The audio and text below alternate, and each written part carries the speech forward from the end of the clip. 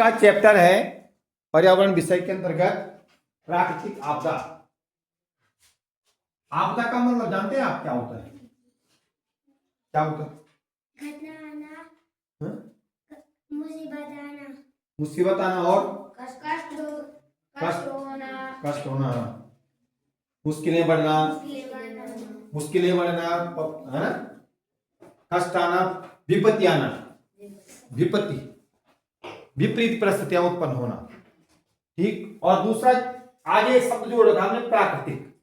इसके मतलब बारे में जानते? प्राकृतिक में क्या होता है? जो अपने आप होता है।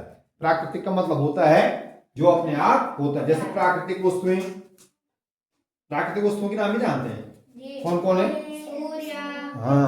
हाँ, ये बिल्कुल, चंद्रमा, सूर्य, पृथ्वी, चंद्रमा, पेड़ पौधे हो गए, नदी हो गई, हवा हो गई, हाँ, और सूर्य, पहाड़ हो गए, पर्वत हो गए, पत्थर हो गए, सारी जो है ये सारी वस्तुएं क्या है? प्राकृतिक वस्तुएं हैं। ठीक। और ये पृथ्वी तो प्राकृतिक वस्तु है, प्रकृति है ना। ये पृथ्वी क्या है? प्राकृतिक। पृथ्वी को किसी ने बनाया है? अपने आप हुई है ना। कैसे बनी है इसके बारे में कभी बाद में चर्चा करेंगे। पृथ्वी कैसे बनी है, पृथ्वी कैसे बनी है इसके बारे में कभी बाद में क्या करेंगे? चर्चा करेंगे, कभी बाद में बताएंगे आपको। ठीक। लेकिन पृथ्वी क्या है? प्राकृतिक वस्तु है। पृथ्वी क्या है? एक प्राकृतिक वस्तु है। अब इतना दोनों समझ गए, प्राकृतिक और आपदा में मैंने दोनों का समझ गए ना। अब प्रश्न ये है कि प्राकृतिक आपदा किसे कहते हैं? प्राकृतिक आपदा के बारे में जानते हैं आप? क्या क्या हुआ प्राकृतिक आपदा?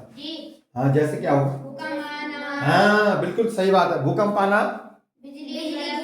बिजली गिरना, हाँ, बादल फटना और बाढ़ आना, हाँ, ज्वालामुखी फटना है। ठीक हो गया। अब बिल्कुल ज्वालामुखी हो गया। ज्वालामुखी इसका मतलब पिछले साल की थोड़ी थोड़ी कहते हैं। ठीक। प्रश्न ये उठता है कि प्राकृतिक आपदा किसे कहते हैं। अगर हम परिभाषा के रूप में इसको लिखेंगे कि प्राकृतिक आपदा किसे कहते हैं, या आपदा के कौन कौन से रूप होते हैं, पहले इस पर चर्चा कर लेते हैं। आपदा के होते हैं दो रूप।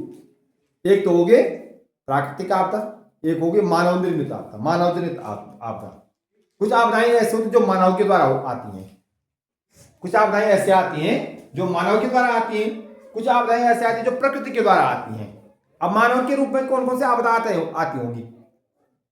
कभी कभी गाड़ियां गिरती है ना, गाड़ियां गिरती नहीं गिरती हैं, जहाज क्रैश होते नहीं होते हैं, होते हैं नहीं होते हैं, पेड़ से भी आदमी गिरता है नहीं गिरता है? गिरता है ना। तो वही तो मानव जनित आपदा है। मानव जनित आपदा ही वही है। मानव जनित आपदा जो है मनुष्य के कारण आने वाली आपदा के जो है मानव जनित आपदा कहते हैं।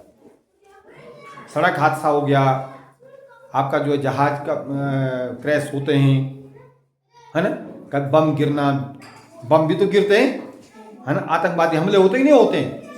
सुना तुमने आज इतना आतंकवादी मारे गए? सुना कि नहीं सुना? जिसने सुना हाथ खड़े करो। सबने सुना।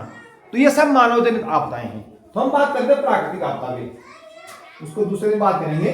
प्राकृतिक आपदा जो है किसे कहते हैं? थोड़ा प्राकृतिक आपदा किसे कहते हैं? प्राकृतिक आपदा का अर्थ होता है जो आपदाएं, जो विपत्ति, जो कष्ट, जो मुसीबतें प्रकृति में अपने आप आती हैं, प्रकृति द्वारा घटित होती हैं।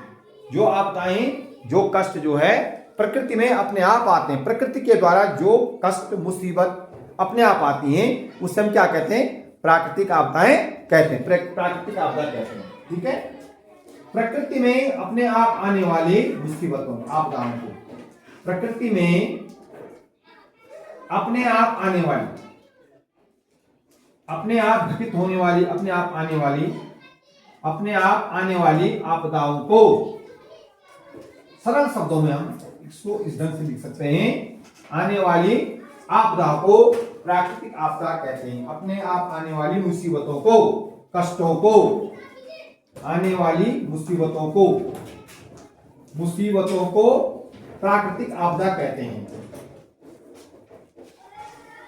प्रकृति में अपने आप आने वाली मुसीबतों, कष्टों को, मुश्किलों को, विपत्तियों को ठीक प्राकृतिक आपदा कहते हैं। ठीक। अब ये प्राकृतिक आपदा किन किन रूपों में आती है, तो उस पर थोड़ा बात कर लेंगे। प्राकृतिक आपदा किन किन रूपों में आती है, एक दूसरा प्रश्न हम इस पे कर सकते हैं कि प्राकृतिक आपदा ये किन किन रूपों में आती है, कौन कौन से रूप प्राकृतिक आपदा के हो सकते हैं, तो वो उसमें आ जाएगा प्राकृतिक आपदा के रूप। शॉर्ट में लिख रहा हूं मैं, प्राकृतिक आपदा के रूप, आपदा के रूप थोड़ा समझ लो। रूप जैसे नंबर 1 भूकंप आना, अभी तो बोले थे आप, भूकंप आना, भूकंप आना, भूकंप हो गया। और हाँ, ज्वालामुखी फटना, वेरी गुड, ज्वालामुखी फटना। चलो आगे लिख देते हैं इसको, सीरियल वाइज में डालते हैं, ज्वालामुखी फटना। हाँ, ज्वालामुखी फटना, हाँ, बाढ़ भी आती है, बिल्कुल आती है। बिजली गिरना, हाँ, बिजली भी गिरती है। बिजली गिर के क्या होता है, हाँ? बिजली गिरती है ना, तो नुकसान पहुंचाती है, नहीं पहुंचाती वो, है ना। हाँ, ज्वालामुखी फटना, बिजली गिरना, और बिजली भी गिरती है, बादल भी फटते हैं, बादल नहीं फटते होंगे। और हाँ, सुनामी, हाँ, सुनामी कहाँ के, समुद्र में आती है ना, तूफान, सुनामी। बिजली गिरना, बादल फटना, बाढ़ आना, बाढ़ आना, बादल फटना, बाढ़ आना, बाढ़ आना, भूमि का टूटना, हिम भूस्खलन बोलते हैं उसको, भूस्खलन, भूस्खलन से ही बाढ़ आती है, ठीक है। बाढ़ से ही भूस्खलन होता है, सॉरी, बाढ़ से ही क्या होता है, भूस्खलन। हिमस्खलन भी होता है, ग्लेशियर टूटते हैं, ग्लेशियर टूटते हैं। ग्लेशियर जानते हैं किसको बोलते हैं, बर्फ के पहाड़ों को ग्लेशियर कहते हैं, बर्फ के पहाड़ों को क्या कहते हैं, ग्लेशियर कहते हैं। तो ग्लेशियर को, ग्लेशियर के टूटने को हिमस्खलन बोलते हैं। क्या बोलते हैं, हिमस्खलन। ग्लेशियरों के टूटने को कहते हैं हिमस्खलन। समझ में आ गया, ग्लेशियरों के टूटने को क्या कहते हैं, हिमस्खलन बोलते हैं, ठीक है। सुनामी आना, तूफान, सुनामी, सुनामी कहां आता है, समुद्र में आती है। ज्वार भाटा आना, ज्वार भाटा, ज्वार भाटा भी एक प्राकृतिक आपदा है। ज्वार भाटा एक जो है प्राकृतिक आपदा है। ज्वार भाटा हमेशा जो है ना पूर्णमासी को आता है, या जब चांद जो है बहुत खूब दिखाई देता है, ज्वार भाटा समुद्र में आता है, ठीक है ना। ज्वार भाटा कहां आता है, समुद्र में आता है। ज्वार भाटा कैसा था, पृथ्वी का आकर्षण शक्ति, गुरुत्वाकर्षण शक्ति और चंद्रमा की आकर्षण शक्ति के कारण ज्वार भाटा आता है। पृथ्वी पे जो गुरुत्वाकर्षण शक्ति, कोई चीज जब ऊपर से नीचे गिरती है, क्यों गिरती है, गुरुत्वाकर्षण शक्ति के कारण। क्यों, पृथ्वी में गुरुत्वाकर्षण शक्ति के एकदम बाहर ही बताया था मैंने, बताया, हाँ, वो नीचे गिरती है। अब कोई चंद्रमा पे एक प्रतिकर्षण शक्ति होती है, तो चंद्रमा की आकर्षण प्रतिकर्षण शक्ति के कारण और पृथ्वी की गुरुत्वाकर्षण शक्ति के कारण समुद्र में ज्वार भाटा आते हैं। ज्वार भाटा में पानी का ऊपर उछलना ज्वार हो गया, अब भाटा में नीचे गिरना, उसको ज्वार भाटा को कहते हैं। तो मछुआरों को नुकसान पहुंचता है उससे, समुद्र में किसको नुकसान पहुंचता है, मछुआरों को नुकसान पहुंचता है, ठीक है। तो वो भी ज्वार भाटा एक प्राकृतिक आपदा है। सुनामी आना, सुनामी आना, तूफान आना, तूफान तो जो है मैंने समुद्र में भी आते हैं, समुद्री तूफान भी होते हैं और स्थलीय तूफान भी होते हैं। जब बहुत तेज आंधी के साथ हवा, बारिश के साथ जब क्या क्या आती है, आंधी भी आती है, हवा भी आती है, तथा हम केवल बतौनी बोल देते थे ना, बतौनी तो मैंने उसको क्या बोलते हैं, तूफान बोलते हैं, उसको क्या बोलते हैं, तूफान, ठीक है। कभी कभी बहुत समय तक बारिश नहीं होती है, कभी कभी बहुत समय तक बारिश नहीं होती, तो उसको क्या बोलेंगे, सूखा आना। जब बारिश नहीं होती सूखा पड़ जाएगा ना, सूखा पड़ेगा नहीं पड़ेगा, हाँ, वो भी क्या है, उसको बोलता है अनावृष्टि या सूखा पड़ना, सूखा पड़ना, हाँ। और जब बारिश ज्यादा होती है तो उसको अतिवृष्टि कहते हैं। जब बारिश ज्यादा होती है तो उसको क्या बोलते हैं, अतिवृष्टि बोलते हैं, ठीक। अब देखो बहुत सारे रूप है प्राकृतिक, आज भी लिख देता हूं पीछे से, यहाँ पे जगह नहीं है। ज्वार भाटा लिखना भूल गया, ज्वार भाटा भी लिख देते हैं। ज्वार भाटा से भी जो समुद्र में जब ज्वार भाटा आता है तो नुकसान होता है मनुष्य को, तो वो भी प्राकृतिक आपदा है। आगे कुछ और भी हो सकती है, तो मानव जनित आपदाएं हम जो है कल बताएंगे, अगले दिन। तो मानव जीवन आपदा में क्या क्या चीजें आती हैं।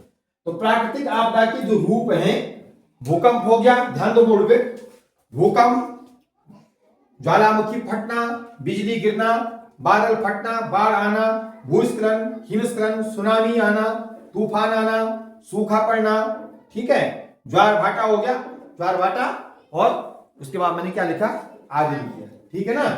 ठीक, अब देखो सबसे पहली बात है यहाँ पे मैंने सबसे पहले कहा भूकंप आना। भूकंप कैसा आते हैं, भूकंप किसे कहते हैं, जब पृथ्वी, हाँ जब पृथ्वी हिलती है तो तब क्या बोलते हैं, उसको क्या कहते हैं, भूकंप कहते हैं। अगर हम उसकी परिभाषा बोलेंगे तो पृथ्वी पर जब जो है ना अत्यधिक दाब पड़ता है, ताप बढ़ता है, ताप भी बढ़ता है, दाब भी पड़ता है, ठीक है ना।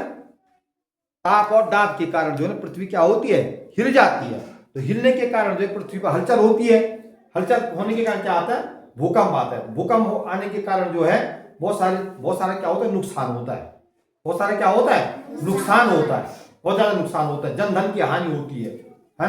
पहाड़ गिरते हैं, मकान गिरते हैं, गिरते ही नहीं गिरते हैं। तो जब हम कभी सो रखे हैं, अब देखो इसको बचने, भूकंप से बचने के भी उपाय हो सकते हैं, ज्वालामुखी से बचने के हम कुछ उपाय अगर पहले प्रिकॉशंस हम रखते हैं, आप पूर्व सुरक्षा अगर हम रख सकते हैं, अपने उसका ध्यान रख सकते हैं, तो हम इन चीजों से बच सकते हैं।